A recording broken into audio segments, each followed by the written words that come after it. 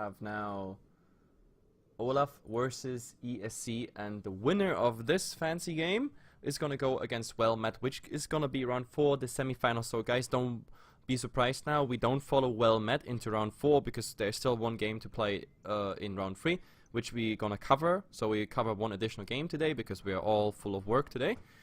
And yeah, after that we go directly into ESC versus Well Met, or Olaf against Well Met, and that pretty much puts us directly into the final. So from now on you have 3 more games till we know who qualifies for Cup number 2. We have the maps being banned out, and I'm not even saying anything about it because we know what's happening. There is Cursed, for crying out loud, Hollow.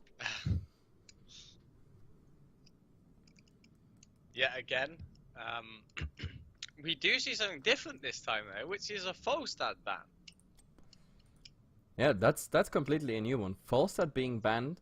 The Vikings, okay, that's no surprise whatsoever. But since I mean, we don't have a Zeratul, we don't have a Illidan, and a Sagara ban, so Sagara is actually coming out as first pick, which means ESC.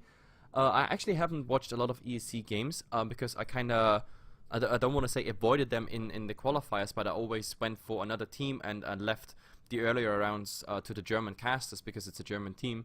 But I just assume, based on the current meta, that we're gonna see Sylvanas Vala combination, or Sylvanas plus X, or Vala plus X.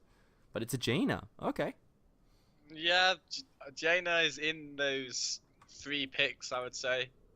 It's Jaina, Vala, Sylvanas, stuff like that. The 3 ladies. Yeah. Let's see what else we're gonna get. I mean, Jaina. And do you want to secure the Sylvanas on top of it? Yes, it's a Sylvanas. So we actually saw last game what that means. We had the ETC and the Sylvanas and the Jaina going for tower very, very early. They actually made quite a dent on that tower. It was just stopped because more or less by coincidence, Mad Corps was around that area, so they could stop it. Excuse me, with the fast damage response by Sagara. But of course, I guess ESC, they could go for something similar. Having a Sylvanas in the back is always amazing for push. Yeah, definitely. I mean, Sagara as well, but we do see Vala come out here for Olaf wants a donut. Yep, Sagara, Vala, and Jaina and Sylvanas. I think this is as much as you can get. Like getting all the ladies in. To be honest, like I was kind of, I don't know, sexist or something, because I always took the 4 ladies, Vala and Jaina, Sylvanas, plus Sergeant Hammer. I mean, Sergeant Hammer fell a bit off in the meta due to the HP nerf, etc. But Sagara is actually female too, so it's kind of unfair that I don't mention her as like the 5th lady. Speaking a bit about Hammer, actually, I think a lot of teams are undervaluing her at the moment. Like, we see G2 and Liquid pick her at quite a high priority, actually, when they play each other. Yeah, I guess it's kind of a team preference. But what we need is now, of course, tanks and supports. We have tons of damage already. Oh god, I said tons of damage. That's like so League of Legends. No, like my tongue even hurts saying that. Tassadar on one side, so we could get Malfurion or Uther combination, or we even saw Malfurion Brightwing combinations so far, but maybe that's something Olaf wants to go for. Brightwing and Tassadar is actually not a bad combination, but I would like to see some CC. I would like to have something that can follow up. I mean, I have a Sagara on one side, Reign of Vengeance into it after Apocalypse, so a Diablo pick for the tank might be interesting, but look at ESC, they go full aggressive. That means we get a Zeratul and only 1 support, that is the Malfurion, which means we have 1 tank pick only open for them. Yeah, so I think both teams actually would love to have Diablo here. Diablo into Maul, Diablo into VP, both are really nice to have.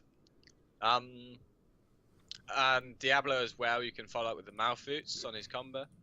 So ESC really would love Diablo here, I think. But of course it works with Olaf as well. So I expect we'll see a deny on Diablo.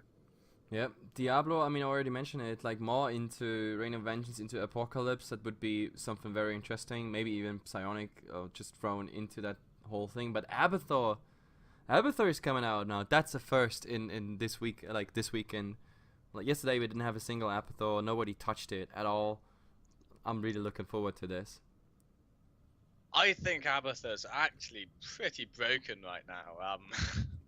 Especially when played by a skilled player. Well, I mean, that's I expect always to the see. premise, isn't it? Like, oh, Yeah. that's so good when played by a skilled player. I mean, you just assume the players are good. Well, if you've seen it played by ADRD, which I expect you have, then you truly see the potential that Abathur brings to Yeah. a team. The next And- level difference, but we have no tank, not in a traditional fashion. So I guess we have a frontline Uther, who's getting a double shield by Abathur and Tassadar, and that has to suffice as a tank. The Diablo, as we said, gets completely ignored. We get a Chen on the other side. Now that's interesting. Tell me something about Chen in the European meta, and why not Diablo here? I've no idea why not Diablo here, I'm afraid. Chen? I'm not entirely sure why either, but it's not like he's a bad pick. It's just he doesn't bring anything special here. He does bring a really tanky frontliner. He does bring a lot of disruption from the keg. That's especially helpful against Zagara. And again, there's not too many stuns on the side of Olaf. There is only the Uther E, I imagine, because I assume he'll go Divine Shield, although he may indeed go Storm. Yep, I'm just trying to fix our invite right now, so let's hope that's coming. But either way, that's our draft. Let's show our pretty faces again for a second, and then let's hope we're gonna get into this lobby pretty soon. And there we go. I just got my invite. There we go. Joining now. Yes. Perfect. We are in, so I'm showing the lobby for the people that also like always want to have a glimpse on the lobby chat. Like it's sometimes pretty funny what's going on in there. I guess you can tell me some stories about lobby chat. I think for lobby chat with Fnatic is my favorite. Why? What's going on there? Oh, there's always some interesting things said by the Fnatic team. We'll just leave it at that. Yeah, the funny part, to be honest, the most, the funny thing this month was really like meeting the players. I mean, I haven't been casting much Heroes of the Storm because I'm on many other projects as well as Dota 2 casting, but I had still the honor of casting some of the teams before I went to the DreamHack, interviewing you all, and then like I remembered some of the player names and certain comments they made in the lobby, and you know, the internet makes you much stronger and everything. And then I meet the players in real life, and they're like, you know, tiny and skinny, and I don't know, they look like they could be my son or something like that. It's so hilarious to see that. And the smallest, and that's the funny part, the smallest are always the ones with the bad mouthing all the way. For example, take Snitch. Snitch is someone who always has like some comments there. He always has a nice comment for everyone. But I still like him. But I mean, he's the smallest in SK right now, right? From like just body size, height. No. No. In fact, he's third tallest. What? I was also really surprised to find out that Snitz was the third tallest, but Zarmni's like shorter, and then Rave is like slightly taller than Zarmni, and then it's Snitch. Maybe when we made pictures for you to be like on the Gosugamers gallery for the player rosters, I should have put you like all next to each other first. get a nice glimpse on body size. Work out the heights, yeah. Yeah. Well, that kind of flipped back on me there. I really thought he was the smallest one, but apparently I'm completely off there. Either way, 9 out of 10 players ready. That's something very, very nice to see. I guess number 10 has the epic battle with the toilet again.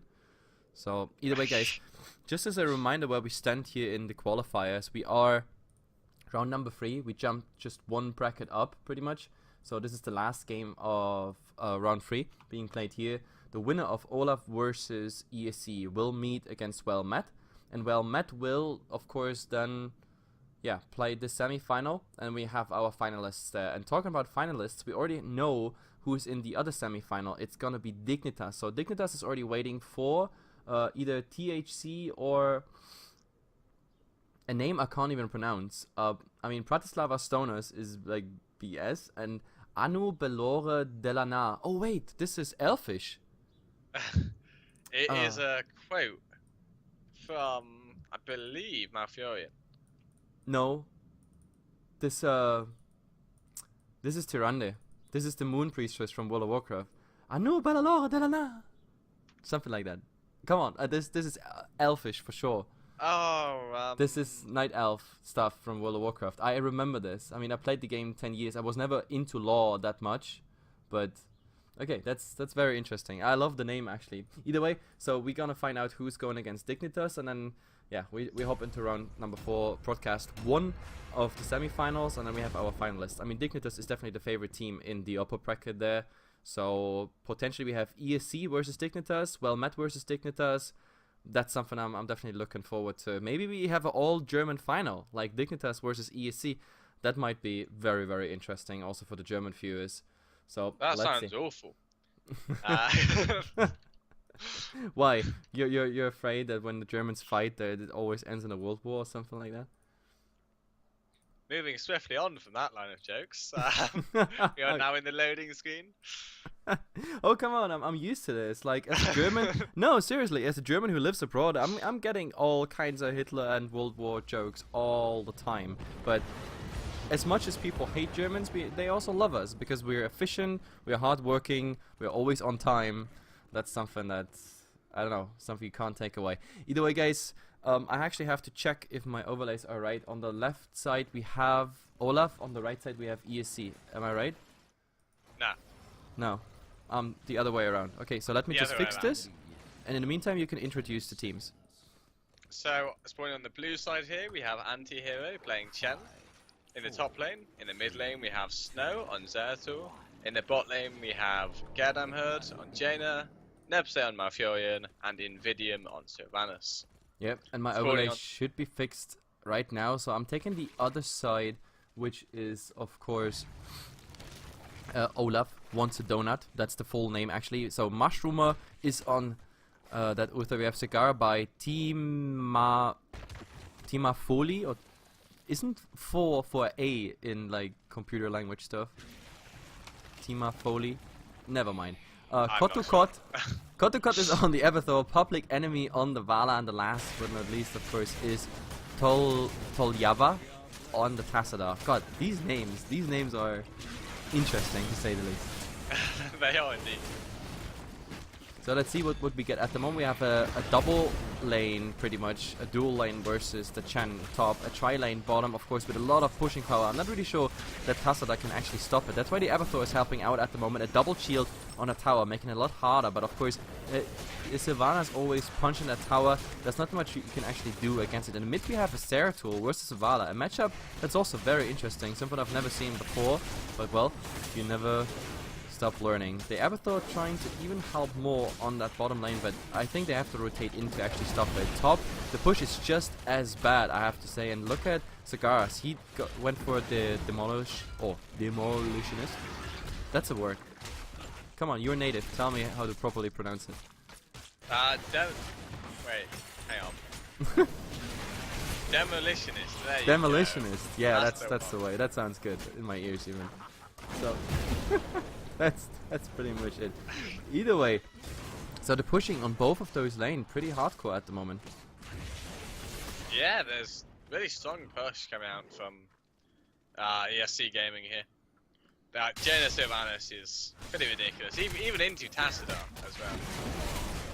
And we have to see, now some swapping is going on. The Cigar with the Uther actually swaps into the mid lane, while like Vala takes over the top lane. So both lanes completely swapped, and of course the Abathor is most likely helping also mid. So what they want at the moment is really Olaf is just pushing the lanes, going for that tier 1 defense line and really making it possible. But Zeratul going full aggressive. Abathor actually helping out at the moment, and there's some nice body block for the Uther. Uther, however, now in trouble. He put all the heals into his body, but he himself dies while the his body is running away. I'm not really sure if that was worth it. So that's the first kill of the match. Also bottom, Sylvanas going against a Tassadar. In the end, both of them end up really, really low HP.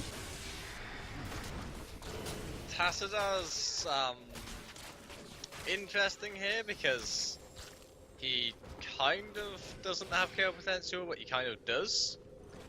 Purely because Sylvanas so extends time to kill Tassadar. So it's an interesting matchup. We do see him having to back here though, and that should mean a tribute for ESC. Yeah, and by the way, just a tiny bit off topic, while the Mafirin is taking that tribute, the Anu Balalore de la Na is a common high blood elfish creed that means the eternal sun guides you. And Abathur just got sniped by the Eternal Sun guides us. Yeah, the Eternal Sun.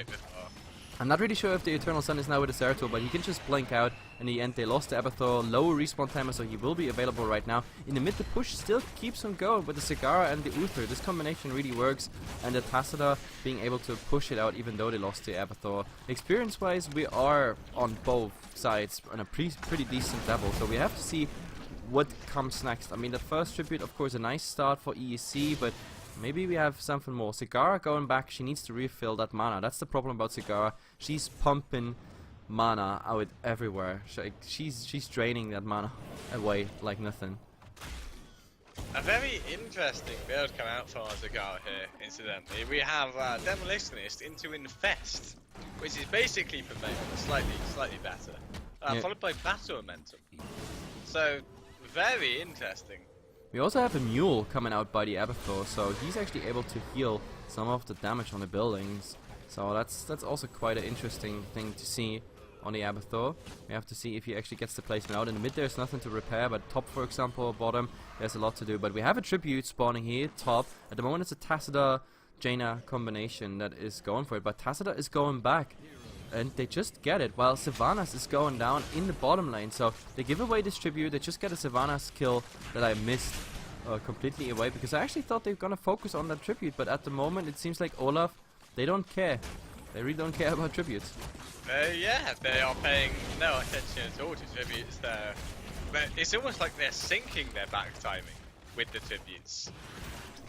Yeah, but I'm not really sure if that's worth it, because I mean the next tribute is a curse, and an early curse is something where a team gets a nice level advantage potentially, and at the moment, I mean level wise it is fairly even a tiny advantage for Olaf, but I'm not really sure if they can keep going like this through a curse. At the moment Uther, well, you gotta be a tiny bit careful. Abathur helping there out after the root. In the mid, Sylvanas trying to make some pressure, and there's the third tribute, and to be honest this first tribute gives us the direction now this game is going, because this time Olaf, they have to do something. Of course, oh, Mushroomer and Snow, that's also quite interesting. Nope, nothing's really happening. Nobody's going for the tribute at the moment of ESC.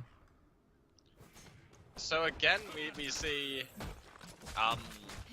ESC is giving that up because they are level 10, and it's never a good idea to fight 9 to 10, especially with a tribute not on your side of the map.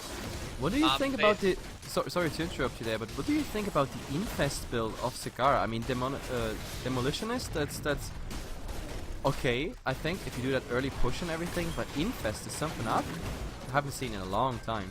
Yeah, so I thought this might happen. If you look at the keep, they are just backdooring the keep. Oh my god, they're actually doing it. Level 10 backdooring as soon as it comes out, and oh, Sigara tried to get out there with the tunnel, but in the end it just didn't work. And Kodakot, yep, they're going down. But the keep, well, gets quite some nice damage, and we have no Mule on the other side. They do the boss at the same time, but there's the Chen coming in, and Vala is out of steam, really low mana at the moment, so let's see what's happening here. Chen, oh my god, he just leaped out of that. And Uther, oh my god, there's the root, there's the stun off the boss, Divine Shield helping him at the moment, as well as Abathur. And oh my god, they're gonna lose this boss here. That means 2 bosses actually going against him, so the backdoor was not really worth it. I mean, bottom, the boss is pretty much down, but top now, the boss going into that was really a backlash on them. That did not work as planned. No, I'm not quite sure if that was the best. Well, I am sure that wasn't the best idea. Yeah. They are now cursed. To go out of position actually as the Zertul comes in. Oh, this is quite interesting though. I mean, Sigara at the moment versus Seratul here, bottom lane is just a bit far from back, but Jaina's coming in, so she oh, Sigara, you gotta be careful there. Just one slow, and you're done. Now she's turning around, doing some damage there, and oh, this is bad news. She's going down. She should have just ran straight, but she chose to die there. 20 seconds down for him. We have a curse up, that was the third, which I didn't even show on camera because it was just a given. But we have the boss doing quite some damage now also to the first wall of the base, and in the meantime, ESC is just painting that map blue here. You see it, the last smaller camp on this side is gonna be taken, and when they're done in the mid, they might even go to this camp here. I don't know, at the moment they lost pretty much all of their momentum. This backdoor action, it just really didn't work out. No, it most definitely didn't work out. We should give some credit to ESC. It was a really fast response actually. To be back so soon, but we do now see Zeratul waiting for the back door. They are expecting it. Well, at the moment they have at least some breathing time. It's just the giants here that do some damage on the tower. I mean, everything that has been done now on the base. In theory, the Abathur, he could use the mule. I mean, he's skilled, but he doesn't really use it at the moment. At least I don't see a mule on any of the buildings. In theory, he could use it, and they can at least hold their base for now, and there's no boss, no nothing, where a crazy amount of momentum is coming on ESC's side. But the problem is, what is next? I mean, the tributes will spawn in not very long, and there's one camp on the map they could go for. Sagara is actually going alone for it, but Jaina spotted it out. There's the danger warning, ping ping ping. It's coming out, and let's see if they actually contest this. At the moment, it really looks like ESC wants to move, and Chen is tanking it. Uther, Cigar is the only ones at the moment. Tasada, oh, he's harassed by Seratul in the end. This camp is going down as well. The interesting thing here, we actually see the same level, well, not the same level, under a level behind, despite not taking a single thought and losing 2 peoples. Yeah. Oh, look at that Tasada being really low. There's a Divine Shield. He has to use it. Everything was on cooldown already, but I don't know really what's going on here. There is another backdoor, but yeah, the Seratul is coming in. They tried the backdoor, but there was already Seratul coming in. I wonder how much damage they do. Oh, the sphere actually preventing it, but now Seratul, he gotta be careful here. With 2 Cigaras, you can't really go for this. So the backdoor is still happening. In the mid, however, we have on the other side of the map also the King doing a lot of damage. There's the Archon coming in, trying to do some damage, but in the end he's the one who receives all the damage. Chen going really aggressively forward. They're diving deep. The keep is down. The keep on the other side, it didn't really fall, and oh my god, this was not as planned. Vala's going down here directly in front of the core. Savannah's making sure they don't get any damage from the tower, which is anyway out of ammunition right now. So some return damage, a turn kill. No, it's not really working. There's a shield on the Uther, but he's getting rooted up. So low on the side of ESC, but Jesus. They just don't end up going down. The Mafurian managed to keep them all look up. at Sagara. Wanted to come in, do some damage, but Chen immediately on her. Oh, and the barrel. Just a nice barrel there. Yeah, nice one. Really nice one. I guess with this is another tribute for ESC. It's just one out of the next 3 potentially. They got the keep in the mid, and the backdooring, it just didn't work out. They can actually be so lucky that there's no mule on the other side, because then they could just counter heal all that backdoor damage done. So this backdoor strategy, I'm not really sure that all works out. And we have the same thing replicating pretty much soon. The boss bottom into the boss top. That's what ESC is going to go for next, I think. I mean, again, the interesting thing is, if they do get the structures back, if they start taking these walls and these forts, they will actually be quite a way ahead in terms of XP, because they are just the 1 level down. Yeah. It's pretty surprising, but I guess ESC, they were sticking together for so long that there was still enough like split soaking by Olaf that they can actually keep up with the experience, but they didn't breach that Rax top. Otherwise they had a lane that was actually pushing out with catapults, but it's not happening, so that means they have still all the pressure by ESC. And I said it, bottom, the boss is already going. Like, unfortunately, like the timing of this siege camp is also too early, which means they're not gonna follow the boss, and we have top the boss happening as well. I think this is too much pressure for Olaf to actually stop, because this golem, it's gonna get the well for sure. It's gonna get the keep to 50% plus minus mule. But they do have Abathur Tassadar, so yeah, I guess. There's the mule coming out, so they try to really do that. But now they blow out They all the do steam. manage to get the keep on the backside, by the way. Oh, that's quite interesting. Okay, there was the backdoor. So where do they replicate this? Go for the next keep here bottom, I guess? This is a strategy. I guess so. I don't know what responses there are, to be honest. This is kind of hilarious. I've never seen such a strategy. But now they have to defend this boss top, and we have to see. This time there's no mule. It's still on cooldown. Of course, shields, avatar, everything's there. But this time ESC is pushing with it. There are 3 heroes and 2 more to come. Tassadar, I say, Seratool and Jaina coming from the side here. So they try it. There's a void prism getting 3 people in there. Vala, oh, you gotta be careful. And now, is there any combination? The barrel. Oh my god, look at all this damage. 1 is going down, 2 is going down. Uther, of course, he can still do something, but Vala is going down as well, out of position there. And look at the blocks.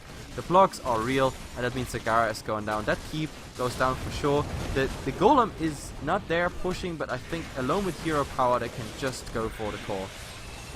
Yeah, it is all 5 up, and it is only Avatar in the enemy team. That was a very, very interesting game, to say the least. Very interesting, yeah. It was indeed. They just couldn't quite make it work. ESC were ready for it. So what do you think? SK Gaming going for a backdoor strategy soon? I mean, this was not the best well-practiced one, and ESC kind of expected it, which shut them down too early, and they traded too much for it. But is that something you think that's viable if you actually make this happen on a well-practiced team? I did actually see something ages ago from the now Tempo Storm team. At the time, they're Symbiote.